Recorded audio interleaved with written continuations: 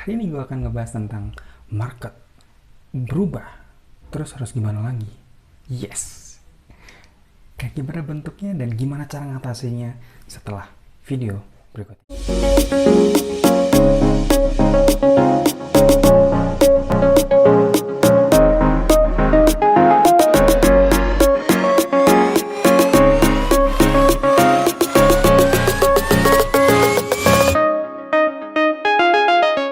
Yes, market berubah, terus harus gimana lagi? Yes, itulah pertanyaan yang banyak sekali teman-teman gue tanya. Bahkan beberapa online shop atau teman-teman gue bergerak di beberapa company itu udah mulai ngerasa wow, amazing. Memang sih ada kenaikan dalam jumlah sales, terus kita harus mau gimana lagi?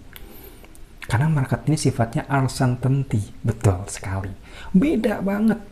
Bahkan ketika ditempa Corona per tahun kemarin ya, bulan April atau Maret, bulan sekitar 2 bulan itu semua langsung bingung tuh, harus semua akan jadi meriset gitu loh. Kenapa begitu? Karena orang semua masuk rumah, terus gimana dong yang kasarnya perusahaannya punya asetnya luar biasa, ya, itu harus gimana gitu kan ya. Oke, gue mau share tentang itu sih sebenarnya. Apa sih yang membuat market itu bisa berubah? Ya, simple. Behavior jawabannya. Behavior itu bisa terjadi banyak hal. Salah satunya adalah pandemi, kondisi. Ada lagi secara wants-nya mereka. Ada lagi ditempa oleh satu disruption. Oke, disruption lebih arah ke sini ke digital ya. Jadi behavior semua berubah. Kok bisa sih gitu ya? That's the question. Kok bisa? Terus gue harus gimana? Tenang. Saat ini ada berapa artikel, ada berapa pakar yang selalu pernah gue jadikan dia panutan. Data yang ada di lapangan bahwasanya consumer behavior ataupun customer atau market ini sudah lebih suka personalize dan customize. Contoh begini teman-teman. Teman-teman tahu Gojek kan ya? Gampang gitu lah. Ya gue kasih sampel Gojek. Gojek, layan parcel, habis itu Traveloka. Gue ambil contoh layan parcel. Simple. Setelah itu kasih contoh Gojek. Layan parcel. Paham betul. Di luar sana banyak sekali yang namanya orang-orang atau masyarakat UMKM ya. Dari Jawa nih, either itu Jabodetabek, Bandung, Surabaya, Semarang, Jogja, Solo, berpikir bahwasannya ngirim pakai pesawat itu mahal. Ngirim sehari besok sampai itu mahal. Ya. Ini dicoba di-solve oleh Lion Parcel dengan menghadirkan beberapa layanan, beberapa paket layanan yang dimana harganya cukup terjangkau dan pengiriman besok sampai itu terrealisasi dengan baik. Dan gak cuma sekadar itu doang, yang terjadi di lapangan adalah feedback yang diberikan oleh customer Lion Parcel itu luar biasa. Ke Makassar yang harusnya 2-3 hari estimasi, sehari nyampe. Kok bisa? Ya tanya sama lingkungannya teman-teman, karena customer gue banyak banget yang begitu. Kirim sehari, hari ini dikirim, besok udah nyampe. Kok bisa? Bisa gitu loh ya. Contohnya seperti itu. Market sudah berubah. Ya kan, market pengennya cepat, ya kan, pengennya harganya terjangkau, ya, nggak mau bertele-tele gitu kan ya, betul. Contohnya apa lagi? Itu kan lebih personal gitu kan, mereka pengennya kayak gimana? Lion Parcel bisa hadirkan solusi itu. Nah, ada lagi Gojek itu lebih personalized juga dan customized juga gitu loh. Kok bisa? Contoh begini, teman-teman, kalau gue sendiri ya, mungkin teman-teman juga. Kalau pesan Gojek, itu kan sesuka hati ya. Contoh kalau pesan GoFood, teman-teman kan lebih personal. Personal itu contoh, gue pengennya beli mie ayam. Mie ayam contoh. Mie ayam Pak Joko misal gitu kan. Oh tempatnya daerah sana. Contoh kalau di Bandung misal mie ayam kesukaan gue juga namanya Pak Joko, itu daerah Karapitan. Ya, di daerah Karapitan. Gue tinggal di Bawah Batu. Ya dong.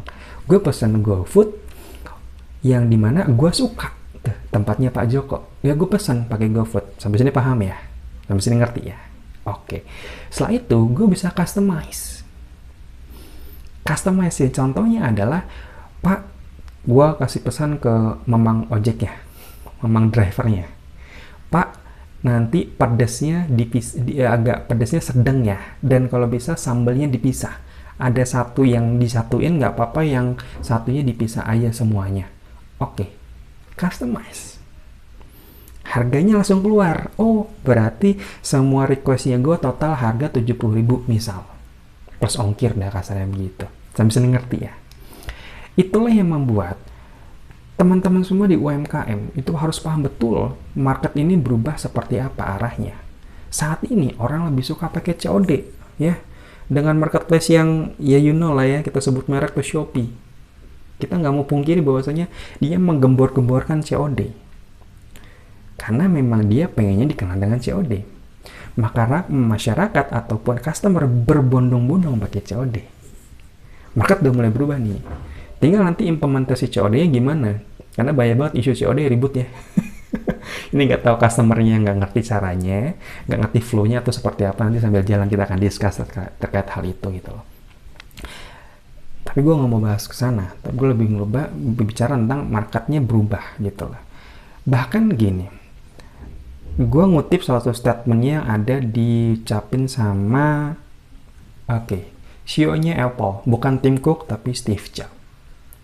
Apa itu Steve? Gampangnya gini, ketika market berubah, ya tinggal diubah strateginya, tidak merubah core value dari bisnisnya, paham ya? Yang ketika market berubah, ya tinggal diubah strateginya, teman tidak mengganti atau merubah core value dari bisnisnya. Teman-teman mau jualan baju, teman-teman UMKM jualannya baju, fashion gitu kan, jualannya craft atau jualan sepatu atau jualan apapun itu bentuknya. Yang teman-teman harus pahami adalah marketnya itu seperti apa. Di sini market ada lagi namanya per kategori ya, gue sebut adalah niche. Niche-nya mau apa? Oke, fashion. Fashion itu ke pakaian. Pakaiannya seperti apa?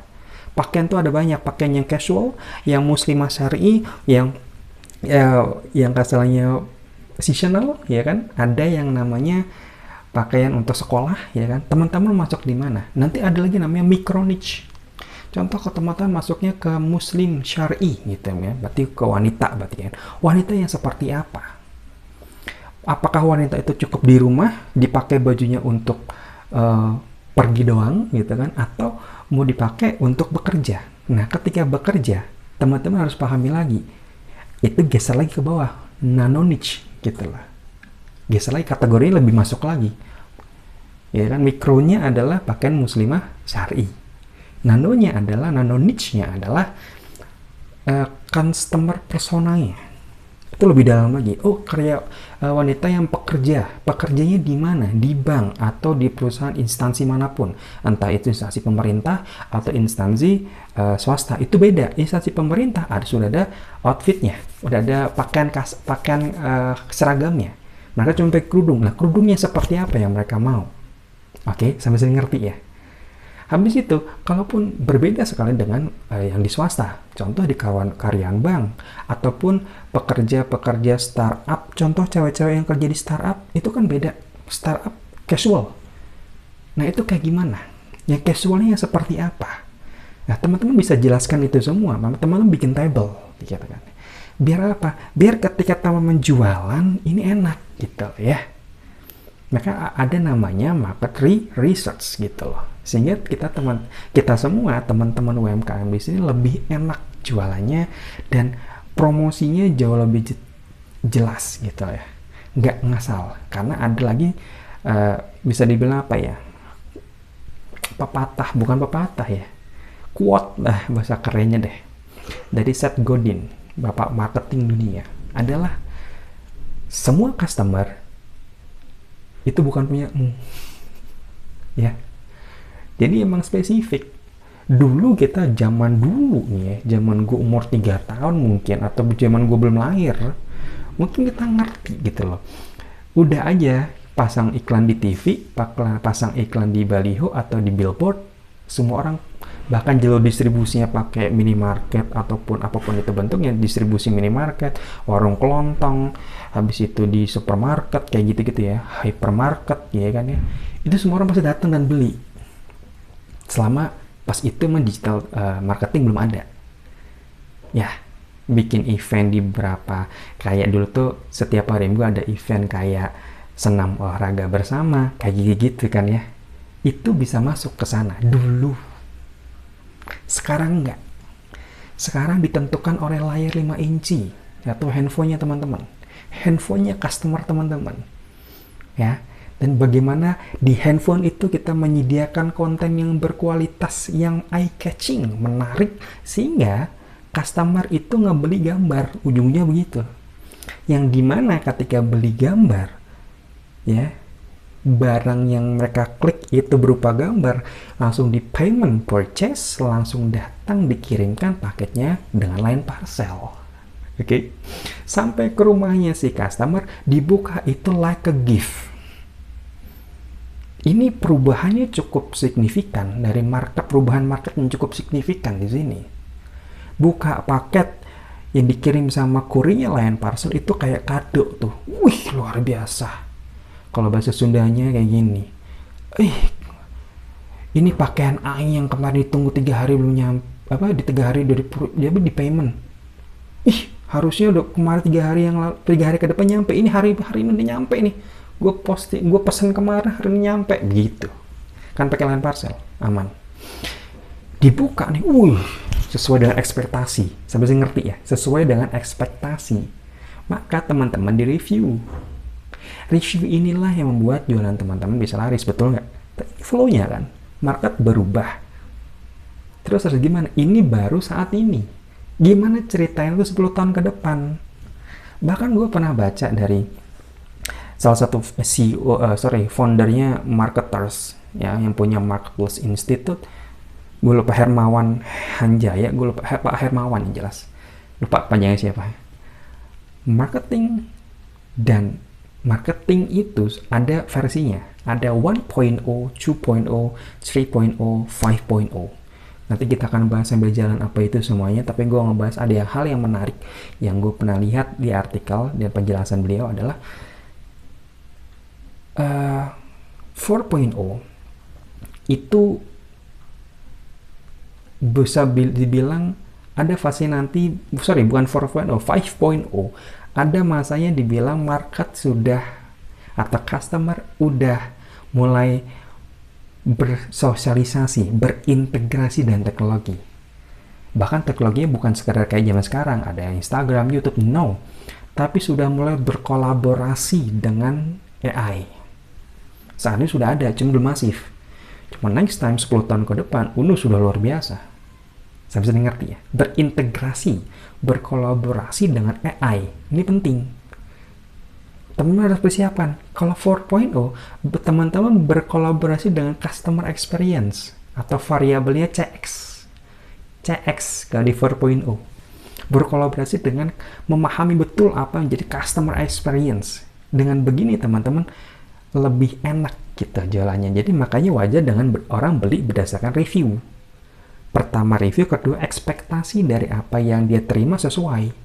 Maka terjadilah customer experience. Maka dengan begitu mereka menjadi agentnya teman-teman. Agent referral maksudnya. Seperti itu flow-nya.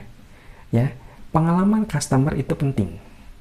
Maka teman-teman pahami betul bagaimana bisa mengelola customer-nya teman-teman, mengelola ekspektasinya customer-nya teman-teman, sehingga jualannya teman-teman jauh lebih laku dan dikenal betul oleh si customer, bahkan market secara luas. Itu aja dari gue, penjelasan gue singkat. Nanti kalau ada yang mau ditanyakan silahkan langsung masuk ke komen, tulis yang sesuka hati teman-teman, atau langsung mau DM gue di Instagram gue, silahkan. Mungkin itu aja yang bisa gue bantu share ke teman-teman. Semoga jualannya terbantu, semoga nanti next time bisnisnya teman-teman bisa growth secara signifikan, bahkan eksponensial, yang pastinya barangnya dikirim oleh line parcel. Itu aja dari gue, and see you.